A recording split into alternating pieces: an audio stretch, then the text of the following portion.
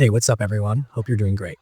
This isn't just some small patch or bug fix. This one actually gives you a new reason to jump back into the beat of the drums and march your army into battle all over again. So for those who maybe haven't checked in on the replay collection in a while, Patapon 1+2 replay bundles the two classic rhythm-based strategy titles from the PlayStation Portable era, fully remastered for modern platforms like Switch, PS5, and PC. They already looked and played smoother with better controls and quality of life tweaks, but this new update takes it a step further.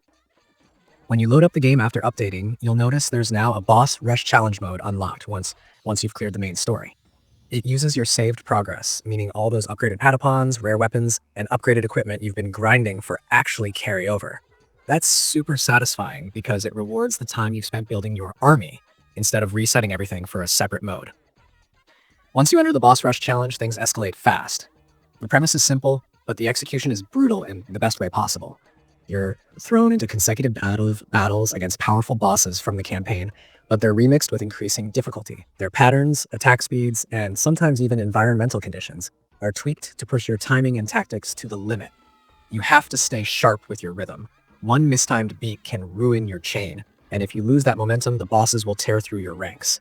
It's the kind of mode that really shows who's mastered the drumming patterns versus who's been coasting through the easier missions. The developers didn't stop there, though. They added a bunch of under-the-hood improvements to make the experience smoother overall. There are optimizations to performance, faster load times between missions, and small balance adjustments across the game. Some players noticed that certain boss fights in the main story had awkward timing windows, and those have been fine-tuned for consistency. The update also tightens the input delay just a bit, making the rhythm feel even crisper, especially if you're playing on TV or using Bluetooth headphones where timing can sometimes drift slightly. It's not a massive overhaul, but it's the kind of polish that shows the team still cares about the game's feel, even years after its original release. There are also quality of life tweaks to the interface.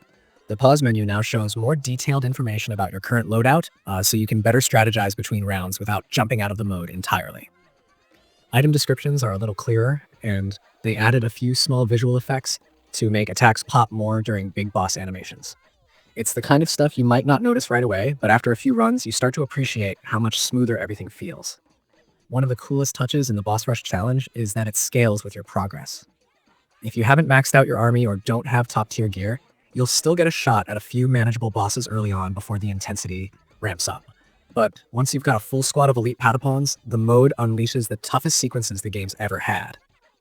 It's all about endurance, seeing how long you can keep your rhythm tight while surviving waves of monstrous enemies that barely give you room to breathe.